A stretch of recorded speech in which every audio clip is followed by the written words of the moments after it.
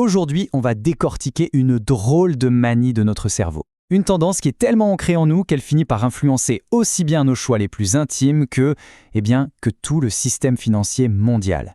C'est une grille de lecture assez folle pour comprendre le monde qui nous entoure. Allez, c'est parti, on plonge. Pour commencer, mettons-nous en situation.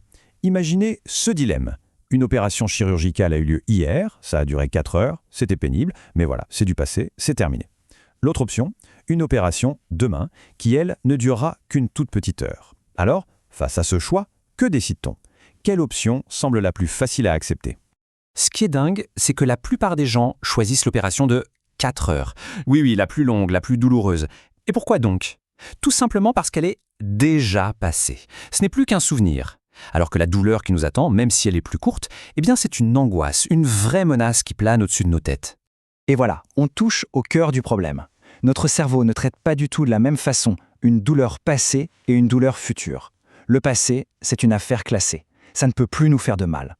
Par contre, le simple fait d'anticiper une souffrance à venir, même une toute petite, ça a tendance à nous tétaniser. Mais attendez, ça se complique un peu. On change un tout petit peu le scénario. On est lundi et on nous propose 4 heures de souffrance demain mardi ou bien une seule petite heure de souffrance après-demain mercredi. Logiquement, on choisit mercredi pour souffrir le moins possible. Sauf que, arrive le mardi soir. Et là, à quelques heures de l'échéance, cette petite heure de douleur semble soudain énorme, insurmontable. On se met à regretter notre choix. Ce que ça nous dit, c'est que notre préférence n'est pas stable. Elle change à mesure que le futur se transforme en présent. Ce petit tour de passe-passe psychologique, ça porte un nom. C'est le biais du futur. C'est cette tendance qu'on a à donner beaucoup plus de poids aux événements qui n'ont pas encore eu lieu. Ça marche avec les peurs qu'on essaye d'éviter, comme on vient de le voir. Mais, et c'est là que ça devient hyper intéressant pour la finance, ça marche aussi pour les promesses. Celles auxquelles on a si désespérément envie de croire. Alors, la question qui se pose, c'est comment est-ce que cette petite bizarrerie de notre esprit, ce fameux biais du futur, peut bien avoir un impact sur l'ensemble de notre système financier? Le lien n'est pas évident au premier abord, mais en fait, c'est le moteur de quasiment tout ce qui nous entoure. Cette citation, elle tape en plein dans le mille. Les institutions qui gèrent notre argent, comme les banques centrales, ont très bien compris ce biais. Les douleurs du passé, une crise financière, une dette qui explose, finissent par s'effacer de la mémoire collective. Du coup, c'est beaucoup plus simple, politiquement et économiquement, de faire de nouvelles promesses pour l'avenir plutôt que de régler les problèmes du passé.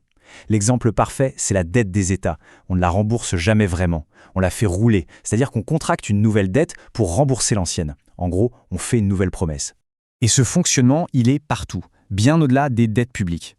Pensez-y une seconde. Une start-up dans la tech, elle lève des millions sur la promesse d'une technologie qui va tout changer. Un projet crypto voit sa valeur exploser sur la simple promesse d'un futur réseau génial. Le point commun dans tout ça, tout repose sur une histoire, une projection, une promesse faite sur l'avenir. Notre économie, en fait, c'est une immense machine à fabriquer et à vendre des promesses. On commence donc à voir se dessiner deux catégories très différentes, une vraie ligne de fracture dans le monde des actifs. D'un côté, il y a les actifs qui reposent sur des promesses. Leur valeur dépend de la confiance qu'on place en des êtres humains, avec toute la souplesse, mais aussi tous les risques de changement que ça implique. Et de l'autre, on a les actifs basés sur des règles.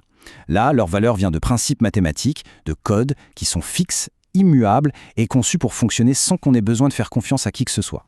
Et c'est justement là, sur cette ligne de fracture, que le cas du Bitcoin devient vraiment intéressant. Il faut le regarder non pas juste comme un investissement, mais plutôt comme une expérience. L'expérience de créer un système qui se veut être l'opposé absolu de la promesse humaine. Ce chiffre, 21 millions, tout le monde le connaît. Mais ce qui est capital de comprendre, c'est que ce n'est pas une promesse faite par un dirigeant d'entreprise. Ce n'est pas un objectif marketing, c'est une règle, une loi gravée dans le code de manière presque impossible à changer. Personne ne promet qu'il y en aura 21 millions. C'est le protocole qui l'exécute, tout simplement. Et cette philosophie, elle est partout dans le système. L'offre totale est fixée, point. Le rythme auquel les nouveaux bitcoins sont créés est totalement prévisible, public, et il ralentit automatiquement avec le temps.